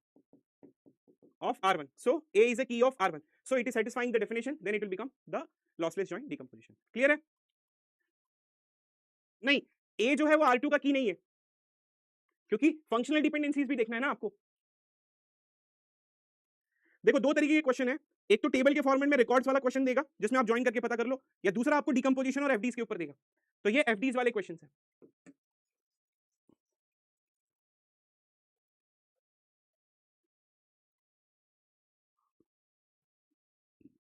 Super की होगा तो भी चलेगा विनीत, कोई प्रॉब्लम नहीं है. एक्चुअल डेफिनेशन सुपर की है, बट की अगर आएगा तो भी आ जाएगा. हाँ, क्वेश्चन अर्नव करवा रहा हूं मैं. Okay, now let's move to the next question. For example, ठीक है, अब यहां पर देखना, एबीसी है, फंक्शनल डिपेंडेंसी है, decompose into R A B and BC.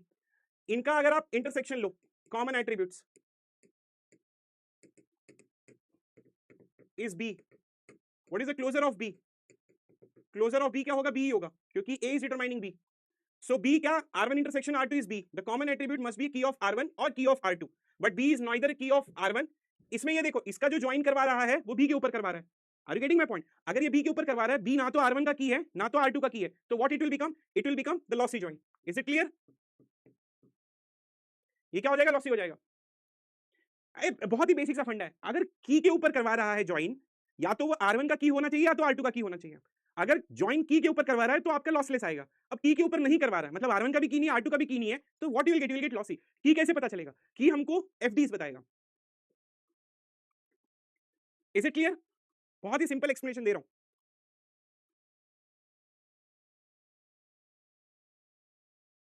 Right Trimbak?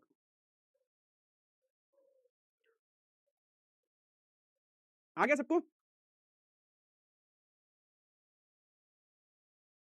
Closure से हमें की पता चलेगा ना. ठीक है, अब थोड़ा सा मैं ना एक दूसरा क्वेश्चन लेके जाऊंगा, दूसरा बात करूंगा, बट उसके पहले please try to understand this. ठीक है, यहां पर देखो, everyone please try to understand. देखो इसमें डेटा एक्स्ट्रा हो रहे हैं क्योंकि टेबल नहीं दिया हुआ है, तो हमें डेटा एक्स्ट्रा हो रहा है क्योंकि नॉन की के ऊपर है. उसका एग्जांपल मैंने ऑलरेडी दे दिया आप लोगों को. ठीक है, यूजुअली जब हम लोग की कहते हैं तो वो हम लोग कैंडिडेट की कहते हैं, बट सुपर की भी आएगा तो भी डेफिनेशन कोई क्लियर, आई मीन डाउट नहीं है. अब इसमें देखो, R A B C D E दिया हुआ है. A B implies C, C implies D, B implies A. इस डिकम्पोजिशन में एक एबीसी और सीडी है, R1 is ABC, R2 is CD, but R1 union R2 is not equals to R, मतलब पहली कंडीशन जो है वो सेटिस्फाई नहीं कर रहा है, then attribute E is lost, so this type of join is called as a lossy joint decomposition. भाई आपका डेटा ही एक कॉलम ही पूरा गायब हो गया, कॉलम गायब हो गया, डेटा लॉस हो गया। यस आयुष, आपके सारे डाउट्स क्लियर होंगे, मैं धीरे धीरे एग्जांपल्स लेते जा रहा हूं, ठीक है। तो एक टाइप का डाउट ये है कि अगर सर एट्रीब्यूट कुछ अमन अगर यूनियन ही नहीं आ रहा है तो एक एट्रीब्यूट ही आपका गायब हो गया, तो ये लॉसी जॉइंट डिकम्पोजिशन। एक तरीके का डाउट ये हो गया बच्चों का। दूसरे तरीके का डाउट ये हुआ कि सर अगर हमको कॉमन एट्रीब्यूट्स नहीं मिले तब, अगर आपको कॉमन एट्रीब्यूट्स, एक कंपोजिशन है एबीसी का, दूसरा कंपोजिशन है डीई का, इंटरसेक्शन लेने पे फाई आया, तो अगर कुछ कॉमन एट्रीब्यूट्स नहीं मिले तो भी ये क्या हो जाएगा, लॉसी जॉइंट डिकम्पोजिशन हो जाएगा। तो ये शॉर्ट उन बच्चों के लिए जिनका डाउट था कि अगर एट्रीब्यूट कॉमन नहीं, आई मीन अगर कोई भी एट्रीब्यूट छूट रहा है तो भी लॉसी हो रहा है, अगर एट्रीब्यूट कॉमन नहीं मिल रहा है तो भी लॉसी हो रहा है। अब कभी कभी एक एट्रीब्यूट भी आपको कॉमन आ सकता है, कभी कभी दो एट्रीब्यूट भी आपको कॉमन आ सकता है, ठीक है। ये क्या क्लियर हो गया सबको, बताना एक बार।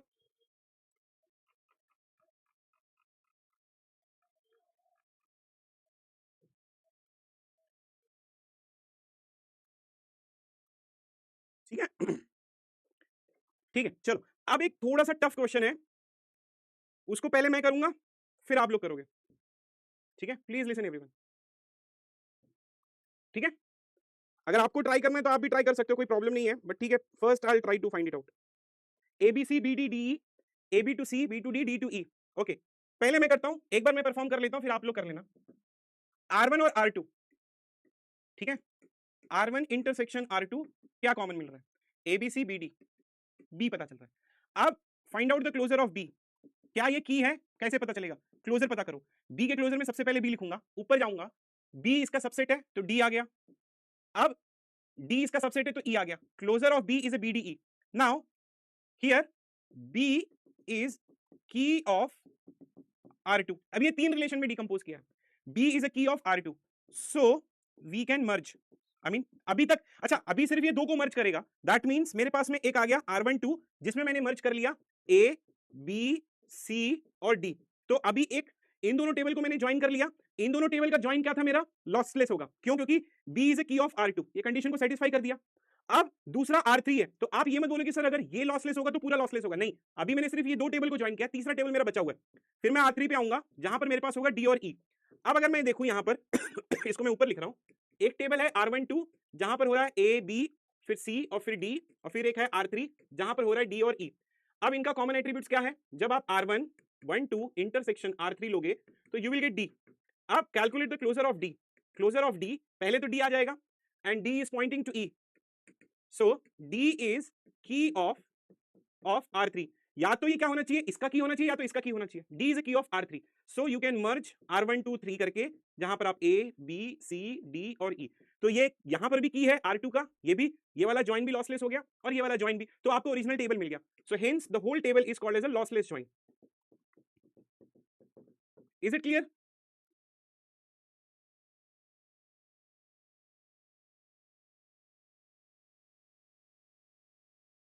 हाँ, आप R1 और R3 भी कर सकते हो, बट अगर आप R1 और R3 करोगे तो कुछ कॉमन नहीं मिलेगा, तो पहले आप इन दोनों को कर लो, जरूरी नहीं कि आप R1 और R2 पहले स्टार्ट करो, आप R1 और R3 भी स्टार्ट कर सकते हो, आप इवन R2 और R3 भी स्टार्ट कर सकते हो।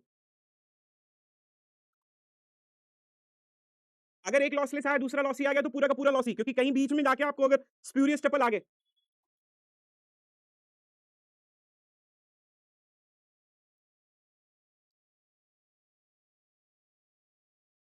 जब आप यूनियन लेते हो तो इसमें तीनों का यूनियन आएगा, पूरे डिकम्पोजिशन का यूनियन आएगा, that means first condition should be R it is equals to R1 union R2 union R3, ठीक है।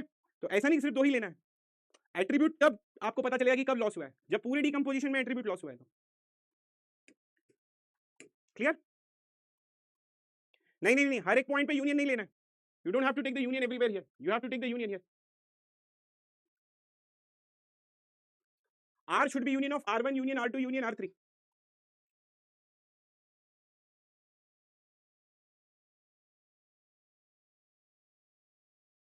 पहले। अच्छा कुछ बच्चों का डाउट ये है कि सर मैं अगर ये ले लूं और ये ले लूं, ठीक है, अगर ये लोगे कॉमन एट्रीब्यूट्स नहीं मिलेगा तो वेट कर लो, ये ले लो ये ले लो, अच्छा ये दोनों मिल गए, इनको ज्वाइन करके आपने ये टेबल बना लिया, अब इस टेबल को ट्राई करो इसके साथ में, तो आपको कॉम्बिनेशन चेक करने हैं।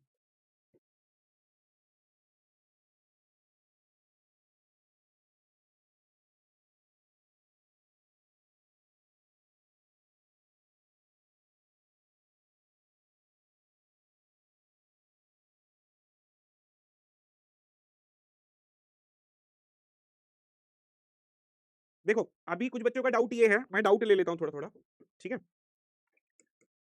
ये पूरा रिलेशन है आपका, ये R1 हो गया, ये R2 हो गया, ये R3 हो गया और ये R4 हो गया। पहला डाउट ये है कि क्या इनका यूनियन लेंगे, इनका यूनियन लेंगे, इनका यूनियन लेंगे। यूजुअली आपका जो टोटल रिलेशन होगा वो इसके यूनियन होंगे, ये पहली कंडीशन हो गई आपकी, ठीक है। तो वही तो पता चलेगा ना एट्रीब्यूट आपका लॉस हुआ नहीं हुआ। समझो R1 और R2 लिया and R1 intersection R2 it is 5। इसका मतलब ये है कि अभी आप इनको ज्वाइन नहीं कर रहे हो सकता है कि आप R1 को R3 के साथ में ज्वाइन कर लो, उसके बाद में इसका कॉमन एट्रीब्यूट यहां प्रेजेंट है, तो आपको R1 3 आ गया और फिर आप R2, अब ये रेडी हो जाएगा ज्वाइन करने के लिए, ऐसा कर सकते हो।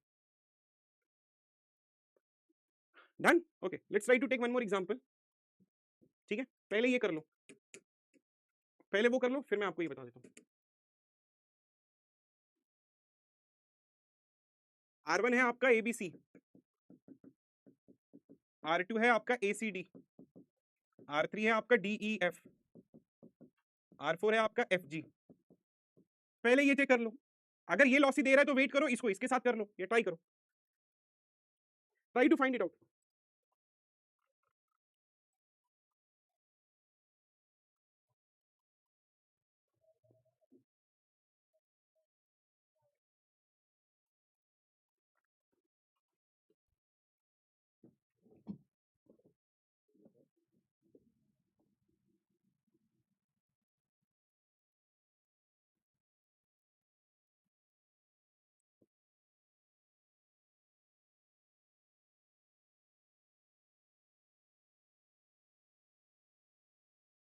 If two attributes are common, then you have to take the closure of all.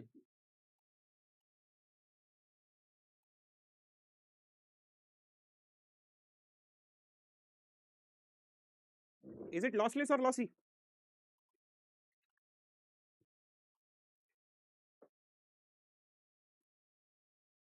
Try करना जरा एक बार अच्छे से।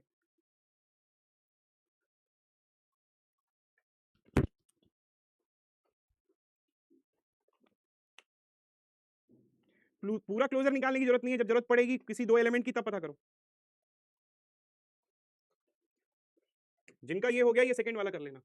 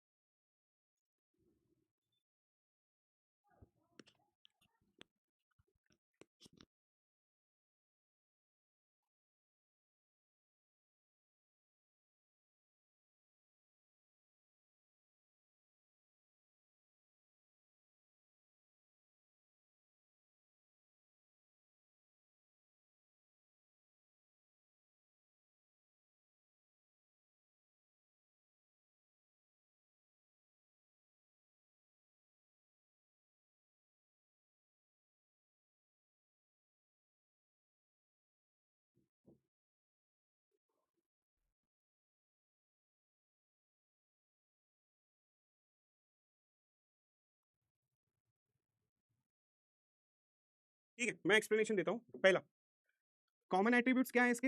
AC है, ठीक है, ABC AC, ठीक है। AC का क्लोजर, पहले तो AC लिख लेंगे, और A B is a subset, no, B is a subset, no, B is a subset, no, D is a subset of EF, no, ठीक है। So what is the closure of AC? Closure of AC you will get AC only. तो मतलब ये ना तो की इसका है ना तो की इसका है, तो अभी इस पे रुक जाते थोड़ा, मतलब इन पे ज्वाइन नहीं होगा। फिर मैं ट्राई करूंगा इन दोनों के ऊपर, ठीक है। R2 और R3 कॉमन एट्रीब्यूट्स क्या है इनके? ACD DEF, D है। What is the closure of D? D, D is implying DEF is key of R3, तो ये ज्वाइन हो गया, ये रेडी है। R2 3 A C D E F, ठीक है। ये किस पे मैच हुए थे? D पे मैच हुए थे, तो ACD DEF हो गया। तो दैट मीन्स R2 3 में क्या है? ACDEF, ठीक है। R4 क्या है? FG है। कॉमन एट्रीब्यूट्स क्या है? F आएगा। F का क्लोजर क्या होगा? F का क्लोजर FG हो गया, ठीक है। इज की ऑफ R4, की ऑफ R4, तो ज्वाइन हो जाएगा R2 3 4, R2 3 4 ACDEF और G, ठीक है।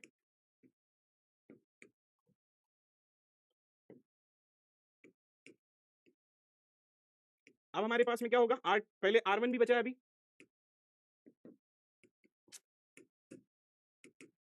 R1 भी बचा है, ये R1 है, ABC, R2 2 3 4 लेके आ गया मैं यहाँ पर।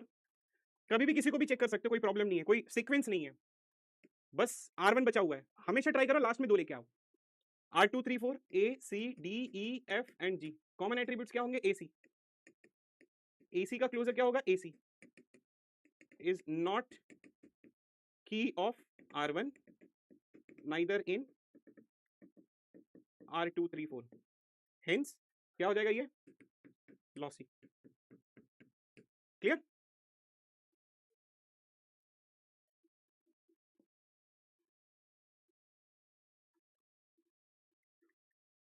जरूरी नहीं है आप R2 R3, आप R3 R4 से पहले स्टार्ट कर सकते हो। यू कैन टेक, मतलब ट्राई करो कि मर्ज करते करते लास्ट में 2 टेबल आए। मैंने R2 R3 किया, आप R3 R4 कर सकते हो, स्टार्ट कर सकते हो।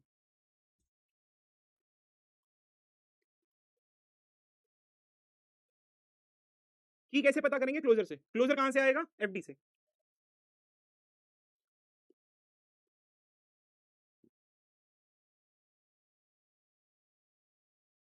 ओके, G भी है इसमें, राइट, DEF G, राइट।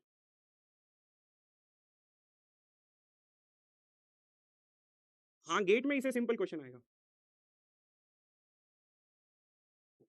ये तो मैं बड़े बड़े क्वेश्चन दे रहा हूँ, गेट में आपको 2 डिकम्पोजिशन, 3 डिकम्पोजिशन।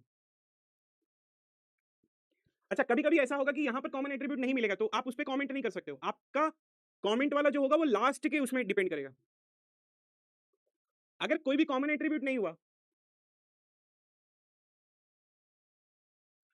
नहीं जरूरी नहीं है। अब आप बोलोगे R1 और R2 के ऊपर डिपेंडेंट नहीं है। फॉर एग्जांपल के लिए इसके पहले भी मैंने एक एग्जांपल लिया था यहाँ पर,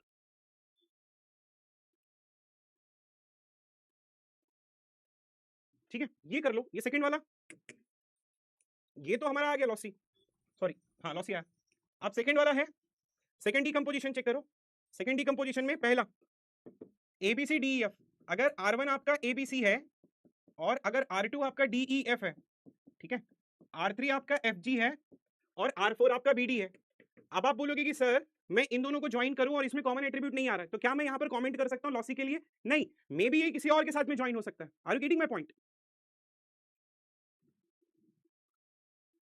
ठीक है, ये किसी और के साथ में ज्वाइन हो सकता है, R1 R2 R3 R4। तो अभी मैं क्या करूंगा? I try to compute this two, क्योंकि इसमें कॉमन दिख रहा है। तो कॉमन एट्रीब्यूट्स क्या है? DEF FG, F है। What is the closure of F? Closure of F to G है, ठीक है। मतलब आई कैन कंबाइन, ये अभी जो ज्वाइन कर रहे हो या टेबल को मर्ज कर रहे हो, इस पे आप कमेंट नहीं कर सकते लॉसी और लॉसलेस, ठीक है। So you will gate R2 3 DEF और G, ठीक है, DEF और G, और ये R4 हो गया, BD। कॉमन एट्रीब्यूट्स क्या है इनके? कॉमन एट्रीब्यूट्स B का क्लोजर क्या होगा?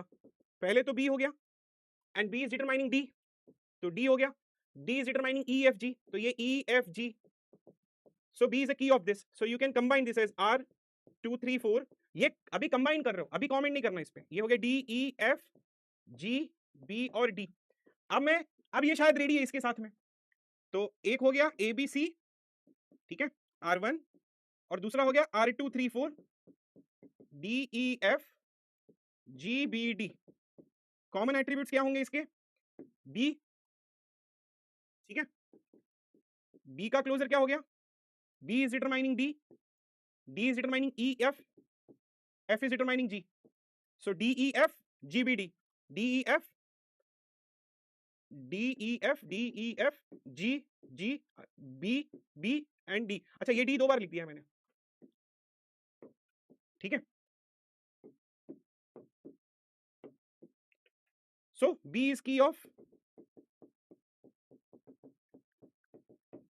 so you can combine R 1 2 3 4 A B C. इस पे B पे आप कंबाइन कर रहे हो, and D E F G. So this one is lossless.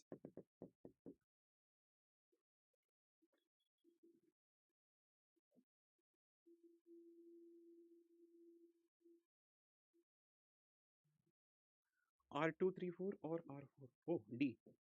I made a mistake. Sorry.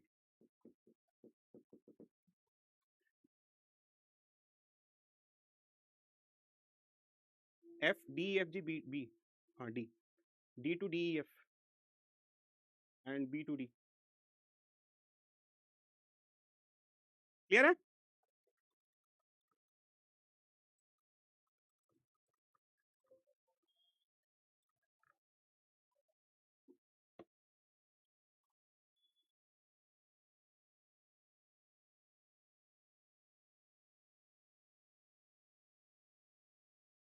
या तो अच्छा ये मैंने मर्ज कर लिया, ओके ये मिस्टेक था क्या मेरा, सॉरी. अच्छा ये तो कोई प्रॉब्लम नहीं है ना, ठीक है. R1 R4 के साथ में भी कर सकते हो.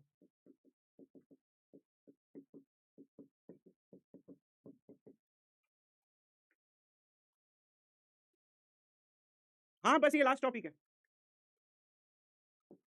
Common is B, B to D. So you can join A B C, मतलब 1 4 कर लो, A B C D R 2 3 D E F G. तो ये D का क्लोजर पता कर लो, D E F G. So you can join this to R 1 4 2 3. समझ में आया? चलो ठीक है, मिस्टेक किया बट आई थिंक उससे वो क्लियर हो गया कि कभी भी कर सकते हो.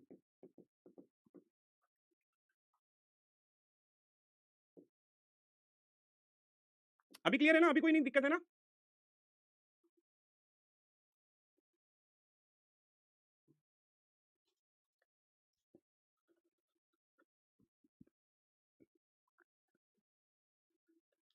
So this one is lossless, this one is lossy. ठीक है, इस पे होमवर्क है, ठीक है. इस एफडीज पे ये डिकम्पोजिशन है, R1 ABC, R2 BCD, R3 ACE. वापस से ये दूसरा,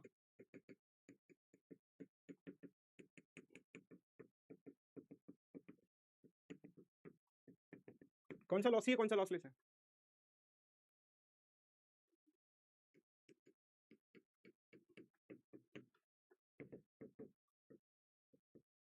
ठीक है, tomorrow will discuss another topic, ये वाला टॉपिक, बट अभी ठीक है, ठीक है, ये होमवर्क है, कर लेना. Thank you so much.